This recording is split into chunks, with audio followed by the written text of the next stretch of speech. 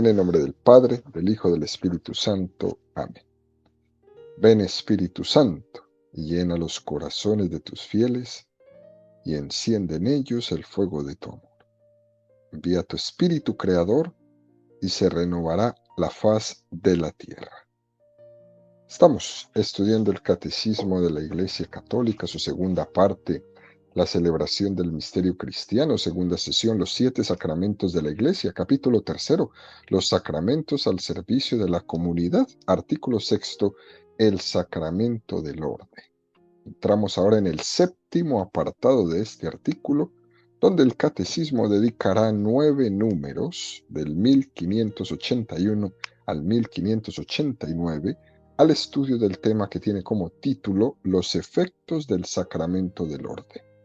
El día de hoy vamos a profundizar en los números 1581 al 1584 con el tema El carácter indeleble.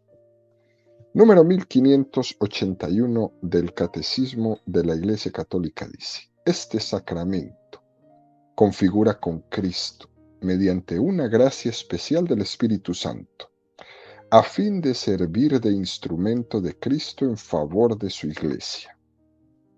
Por la ordenación, recibe la capacidad de actuar como representante de Cristo, cabeza de la Iglesia, en su triple función de sacerdote, profeta y rey.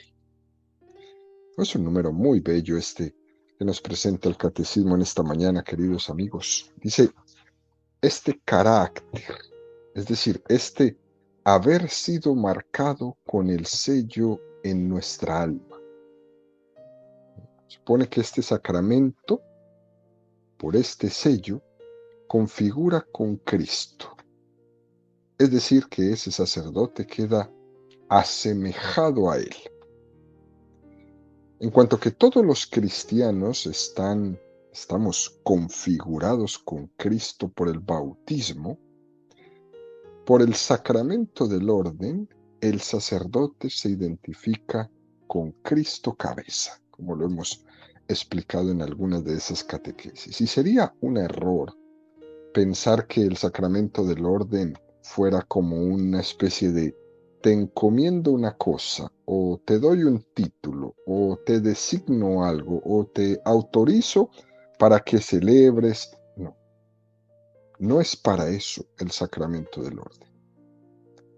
Ha habido una transformación interior que nos ha permitido que ellos, como sacerdotes, se identifiquen con Cristo.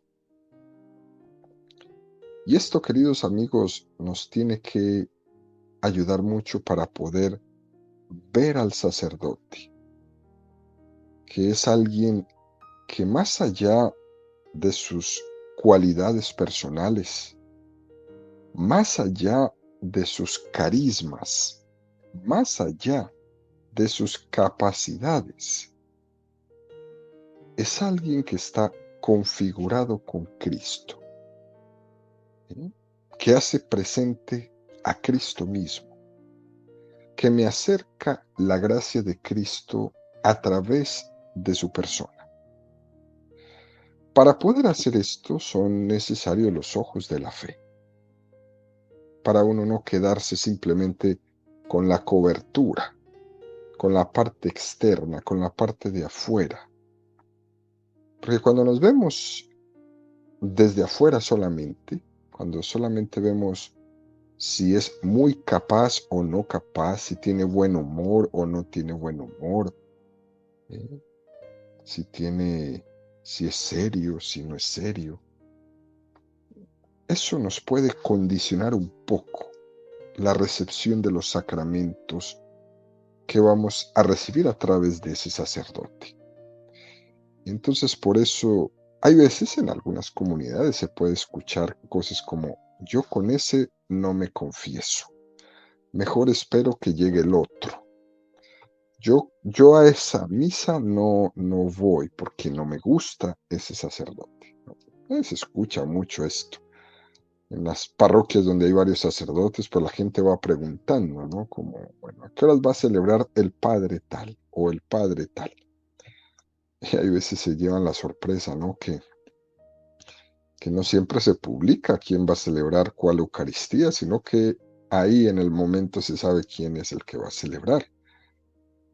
Y las personas se llevan gran sorpresa porque siempre van algunos buscando el sacerdote que les sea más afable, a sus sentimientos, afable a su manera de predicar, afable a sus oídos, ¿no? Pero esto nos condiciona mucho. Y es aquí, queridos amigos, como posiblemente podamos cometer el error de hacer depender la recepción de la gracia de Dios de acuerdo a nuestros gustos o a nuestras afinidades particulares con ese ministro en particular, ¿no? Tenemos el riesgo de quedarnos solo con lo de afuera, con la cáscara, ¿no? Con la parte de afuera, y nos perdemos todo lo que está dentro. Y los sacerdotes también tienen que ayudar un poquito a sus laicos, ¿no? También a la hora de celebrar, a la hora de compartir, a la hora de acercarse a la comunidad. Tienen también que ayudar a sus fieles con su buen temperamento, con su buen genio, con su buen humor, con su buena acogida. Claro que sí. Es importante que tanto unos no anden buscando a uno en particular, pero es importante que todos los señores sacerdotes también sean afables a su comunidad. Pero bueno, independientemente de eso tan humano, nosotros podemos valorar el sacerdocio y el don de Dios, porque eso supone una gracia para mí. Si me ayudan las cualidades personales del sacerdote, estupendo. Pero si no, yo no voy a olvidar que por encima de esa persona está el don del sacerdocio, como una configuración que él tiene con Jesucristo, que le permite actuar en persona de Jesucristo cabeza. Y eso, queridos amigos, es de lo más grande que tiene el sacerdocio católico. Por tanto, no hagamos nunca en nuestra vida como el que está pelando una fruta para comérsela y se queda comiendo nomás la cáscara y tira el fruto que está dentro. No vayamos a cometer ese error. Naturalmente, y vuelvo y recalco, ojalá que todas las actitudes de los señores obispos, de los señores sacerdotes, fueran un signo de esa configuración con Jesucristo. Y es que no se puede pedir menos, porque el don que han recibido es tan grande que no se puede pedir menos. Al sacerdote se le puede pedir que sea como Jesús santo. Esto es importante, porque cuando no es así, entonces ese antitestimonio de no santidad nubla todo alrededor. Usted está como sacerdote configurado con Jesucristo. Y usted es, por ese sacerdocio, un mediador entre la humanidad y el Padre. Y esa gran responsabilidad que tienen los señores sacerdotes les exige una vida santa. Dicho esto, el catecismo da un paso más y nos regala el número 1582 que dice: como en el caso del bautismo y de la confirmación, esta participación en la misión de Cristo es concedida de una vez para siempre. El sacramento del orden confiere también un carácter espiritual indeleble y no puede ser reiterado ni ser conferido para un tiempo determinado. Creo que número tan interesante. Nos dice que hay 3 sacramentos que imprimen carácter: bautismo, confirmación y el orden sacerdotal. Y precisamente por eso mismo de que imprimen carácter, solamente se puede recibir una sola vez. No tiene sentido reimprimir lo que ya está impreso.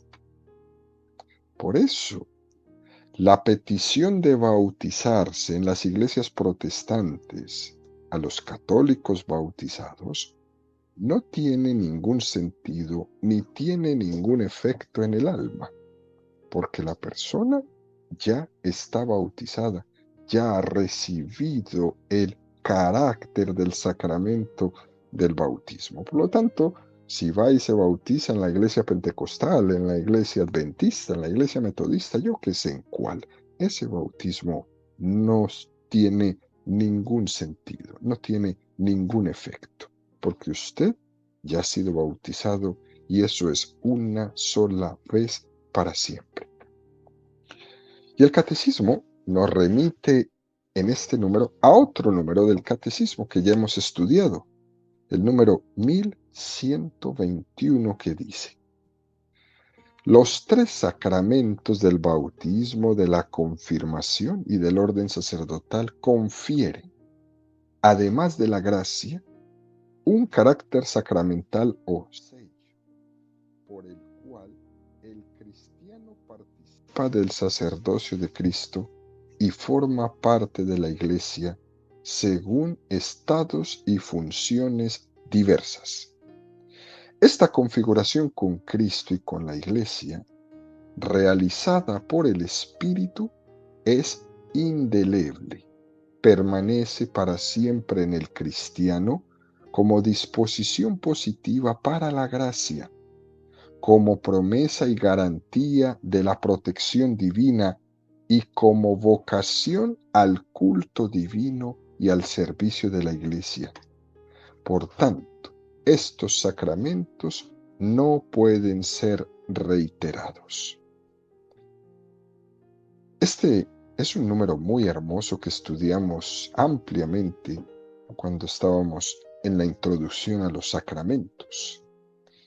Y si recordamos, dice que permanece para siempre en el cristiano como disposición positiva para la gracia. ¡Qué texto tan bello! Es decir, que me capacita para recibir gracias posteriores de Dios, que es como si me dieran un vaso, un recipiente, para poder en ese recipiente recibir gracia sobre gracia. Esa es toda nuestra vida, gracia sobre gracia. Por eso es que el cristiano católico que está bautizado, que está confirmado, tiene una disposición extraordinaria para poder recibir todas las gracias divinas.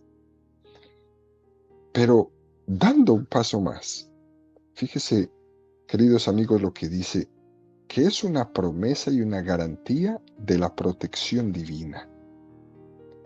Es estar sellados, es una protección divina. Por eso es tan importante bautizar a nuestros niños desde pequeños. No hay que dejarlos sin que Dios los selle para Él. Porque el demonio está como león rugiente buscando a quien devorar. Y cuando dejamos a nuestros hijos 5, 6, 8, 10, 14, 18 años sin bautizar, es como ponerlos en una bandeja de plata para que el demonio se los coma enteritos. Este sello de carácter es una promesa y una garantía de la protección divina. Cuando el demonio llega a esa alma y lo ve sellado, perdió. Ya no puede hacer nada. Estar marcado por el sello, por el carácter que te imprime el sacramento del bautismo, el sacramento de la confirmación y el sacramento del orden sacerdotal. Tenemos con ellos una promesa y una garantía de que Dios me protege. ¿Por qué? Porque somos del Señor y Él nos marca.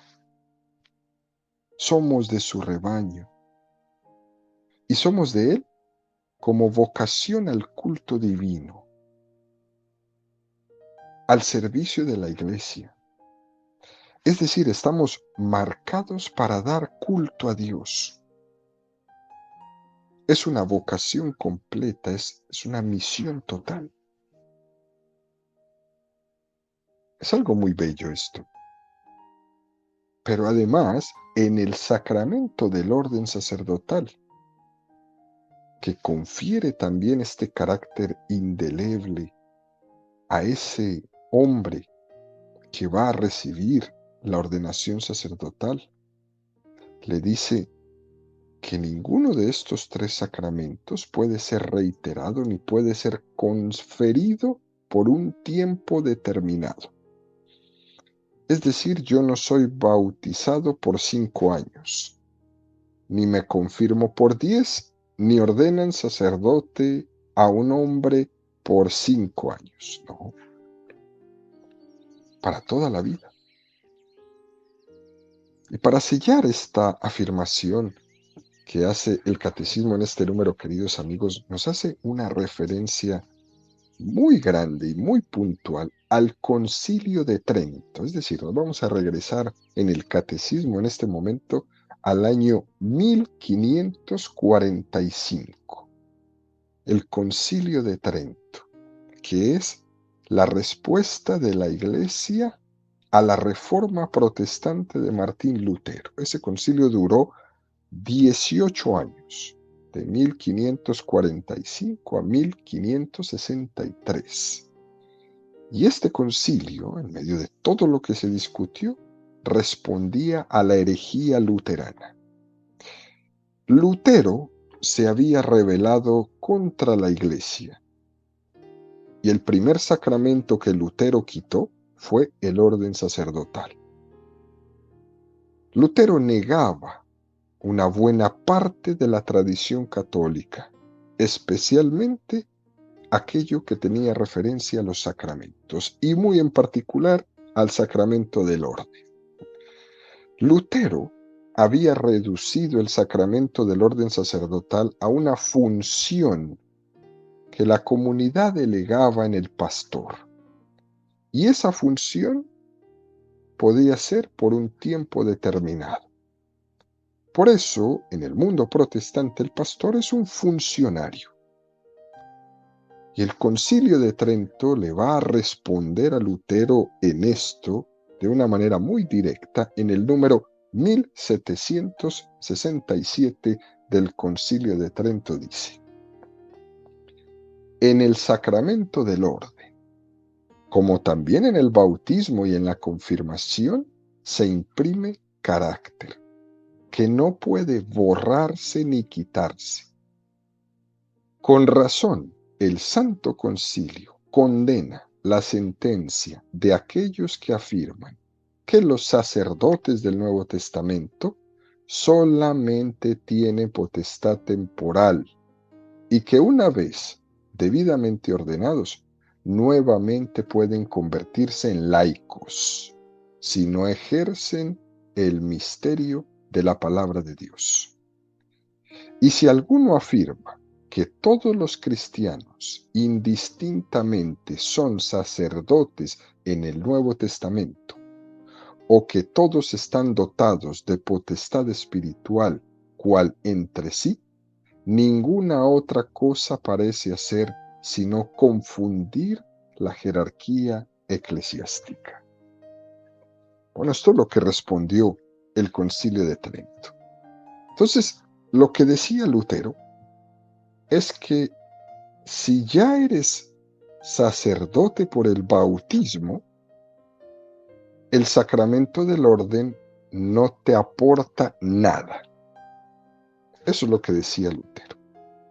Por tanto, todos los bautizados podrían confesar y perdonar pecados, porque son sacerdotes por el bautismo. Y eso es completamente erróneo.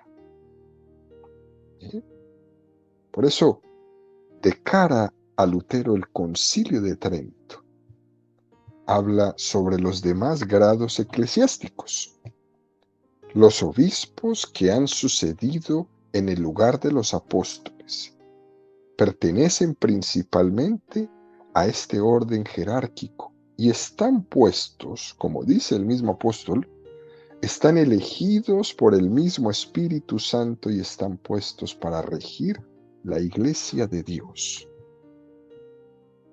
Estos obispos son superiores a los presbíteros y confieren el sacramento de la confirmación.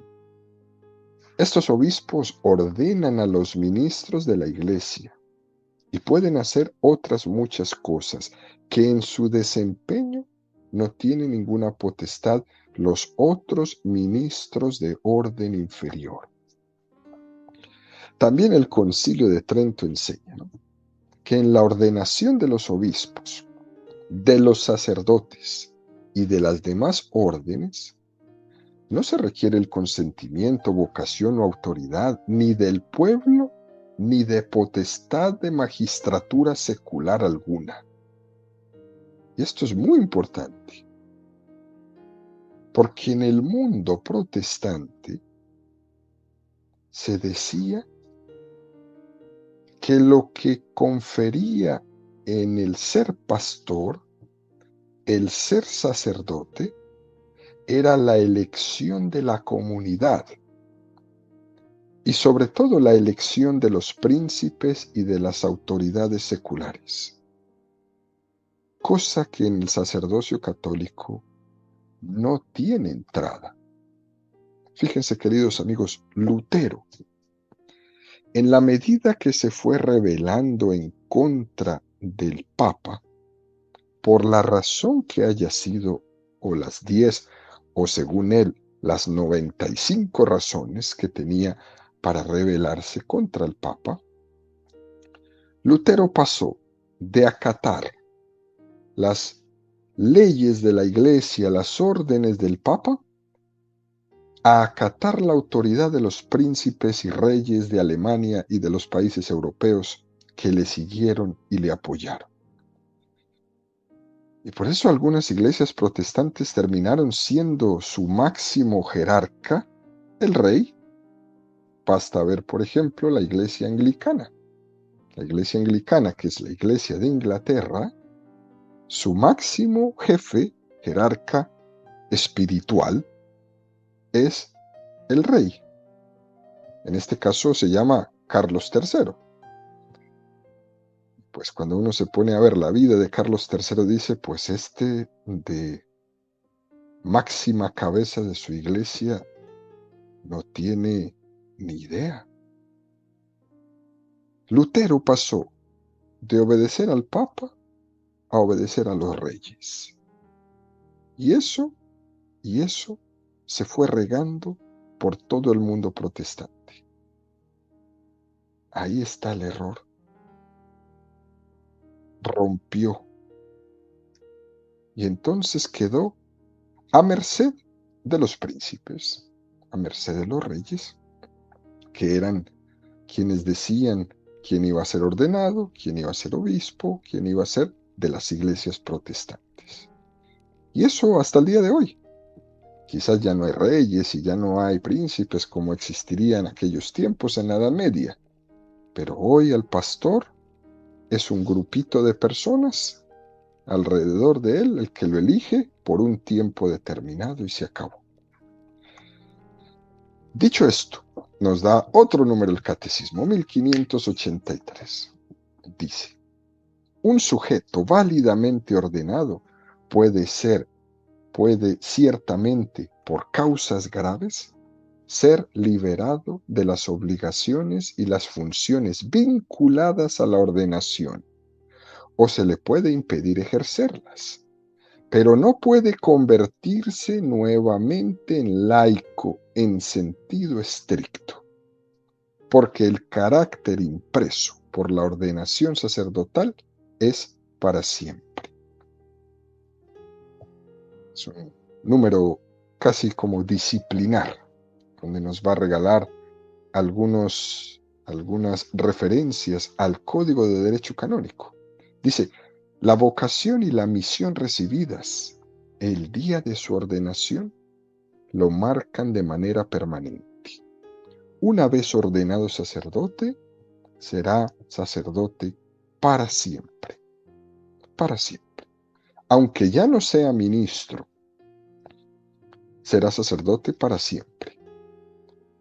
Y se está reafirmando en este número del catecismo que el sacramento del sacerdocio es para siempre, que marca un carácter que es indeleble, que es imborrable y por lo tanto esa persona nunca dejará de ser sacerdote aunque le quiten el nombramiento.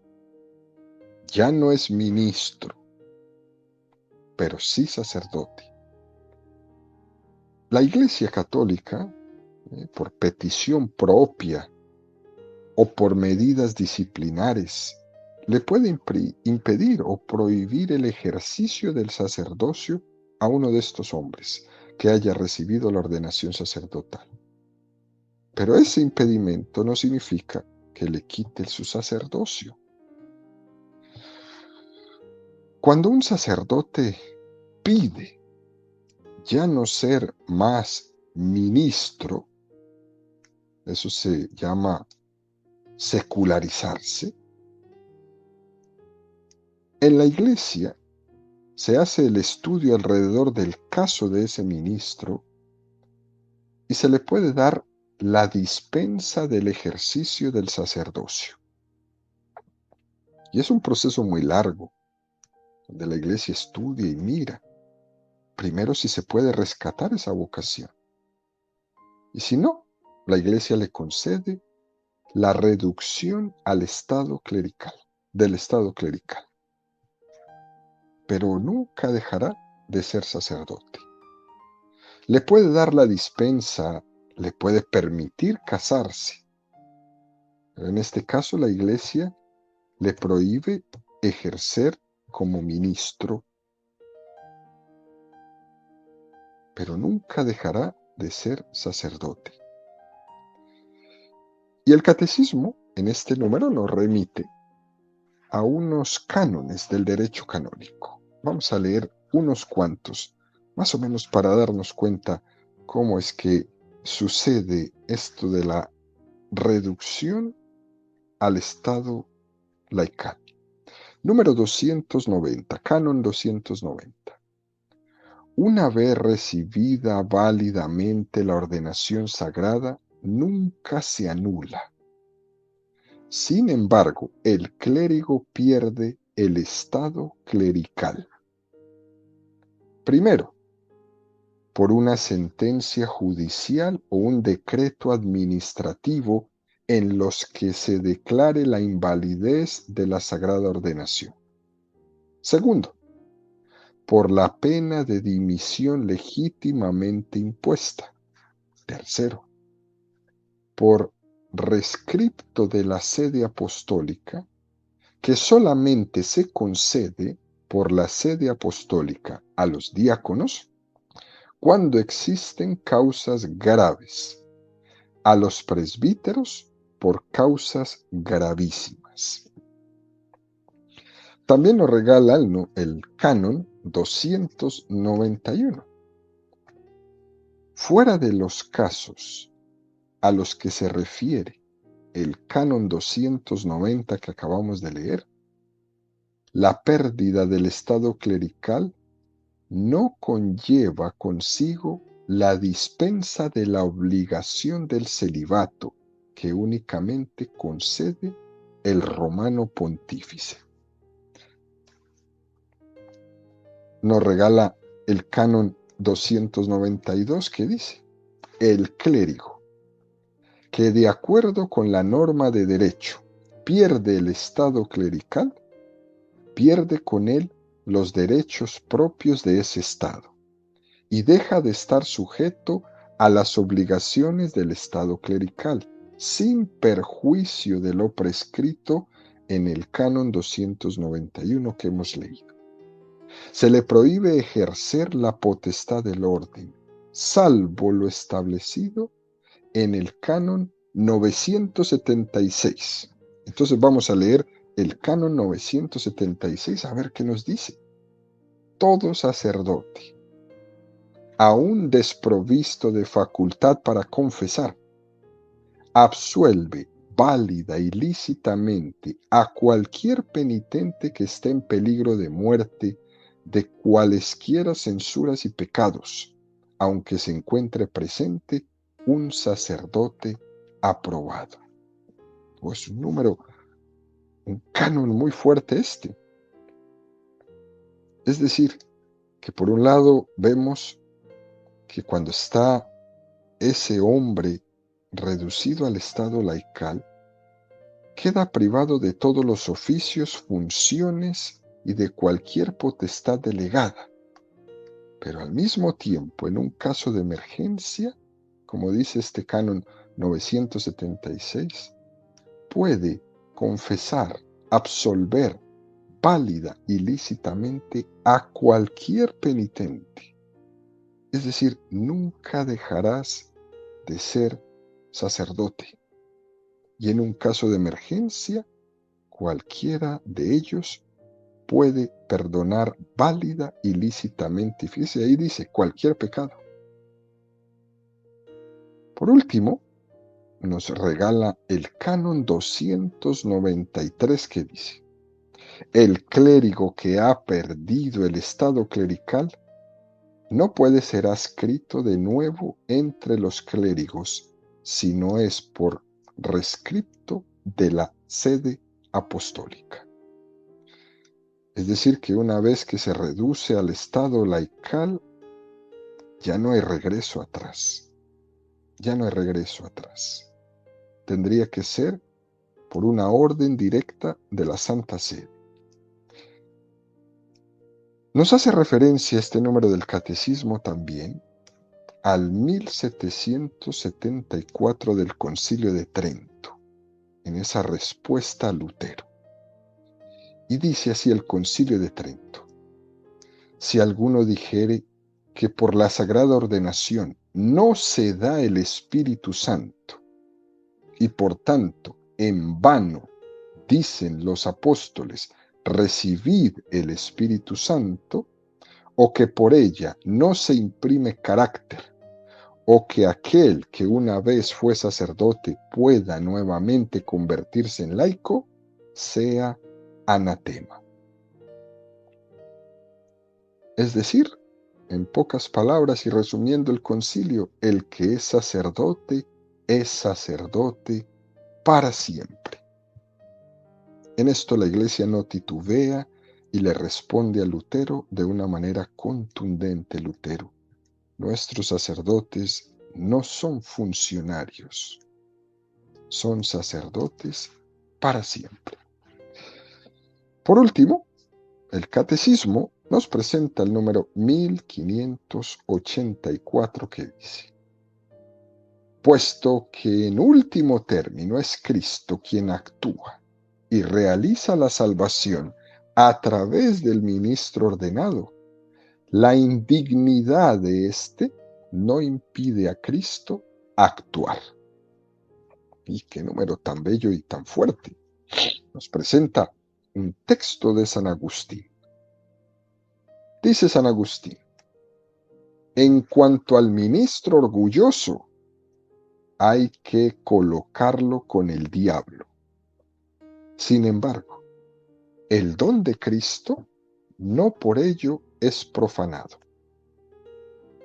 Lo que llega a través de él conserva su pureza. Lo que pasa por él permanece limpio y llega a tierra fértil. En efecto, la virtud espiritual del sacramento es semejante a la luz. Los que deben ser iluminados la reciben en su pureza, y si atraviesa seres manchados, no se mancha.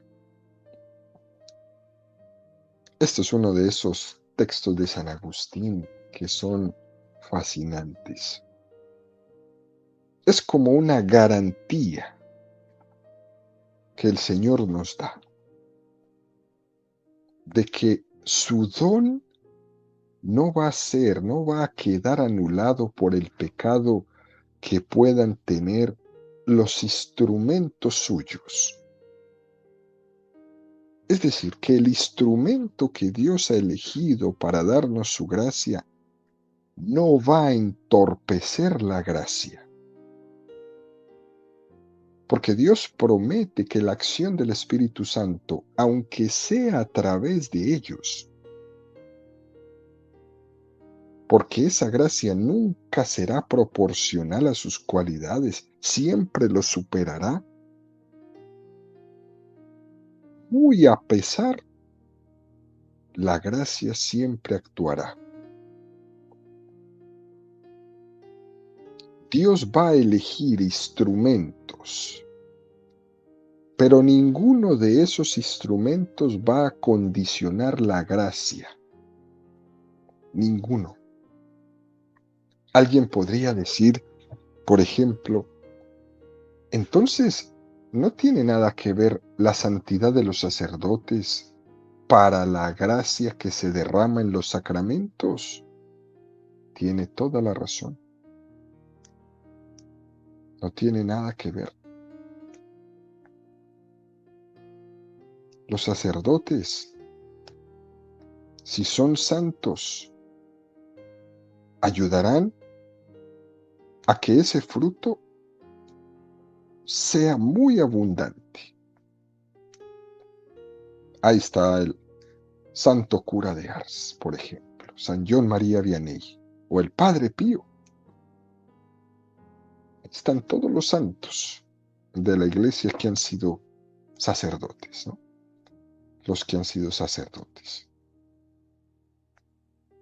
Muy a pesar de ellos, la gracia siempre ha actuado.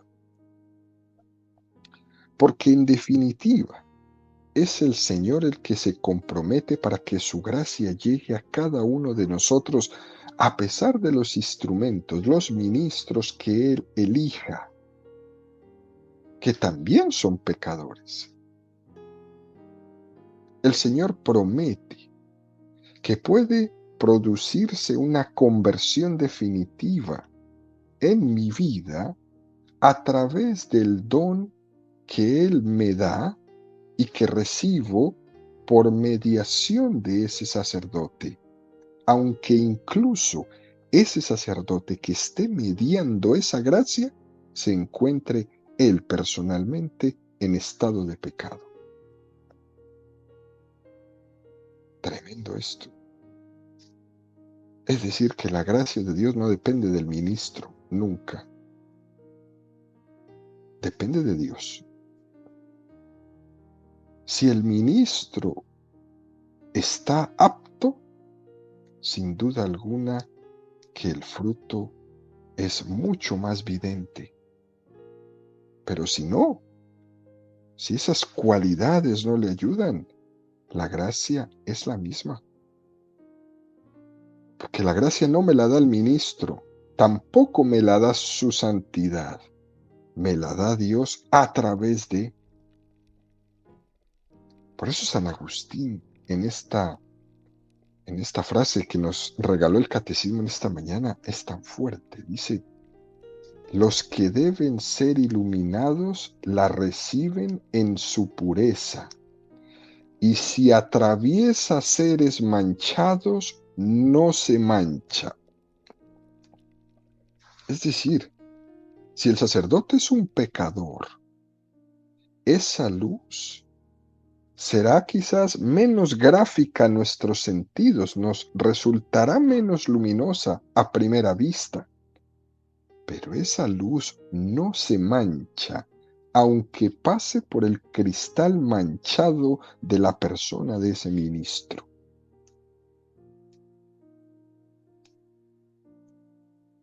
Fuerte, ¿no?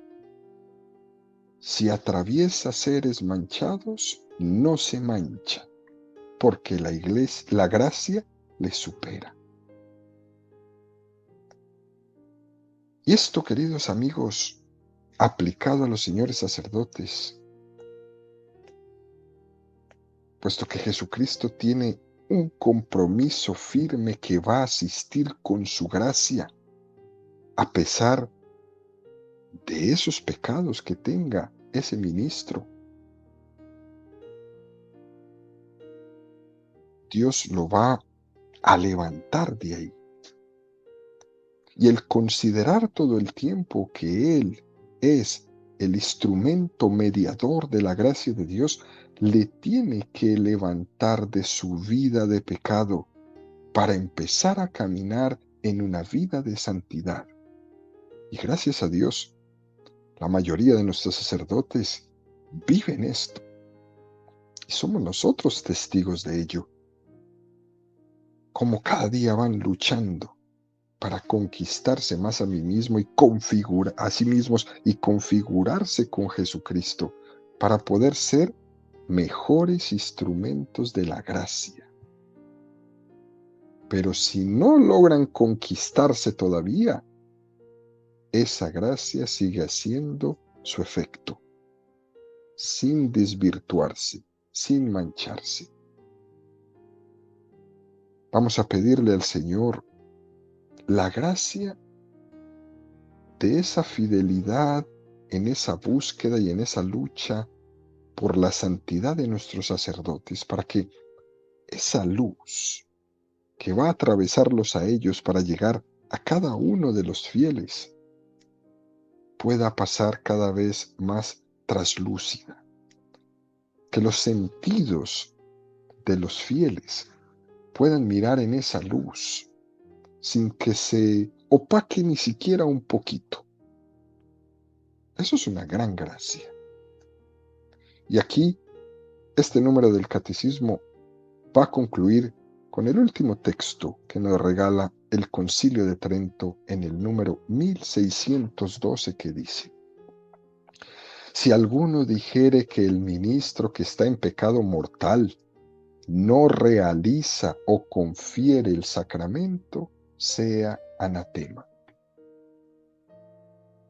Es decir, que ese sacerdote que está celebrando los sacramentos y está en pecado mortal, sí, está cometiendo un sacrilegio él. Pero él tiene que celebrar ese sacramento y no será un obstáculo para que Dios haga su obra. Lo que se le pide a ese ministro es que para que cuando celebre en gracia de Dios. Y esto es un acto de conciencia que el ministro ordenado debe de tener siempre presente. Estar en gracia de Dios para celebrar los sacramentos. Pero si en cualquier caso no estaré en gracia de Dios, no está supeditada la gracia de Dios a la santidad de ese ministro. Nosotros debemos tener esto muy presente también para aprender a hacer y a dar el santo juicio, el santo equilibrio también en nuestros sacerdotes. Esto ha sido así desde siempre. La Iglesia lo ha tenido claro.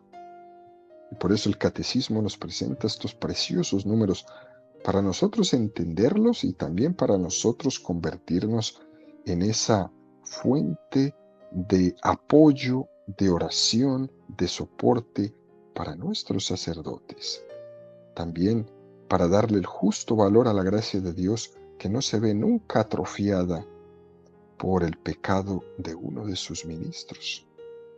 Rezar todos los días, queridos amigos, por la santidad de nuestros sacerdotes, para que de una manera gráfica, visible, ellos estén significando con su vida la santidad que Dios les ha dado por su ordenación sacerdotal y que ellos están llamados a distribuir ese don entre todos sus fieles.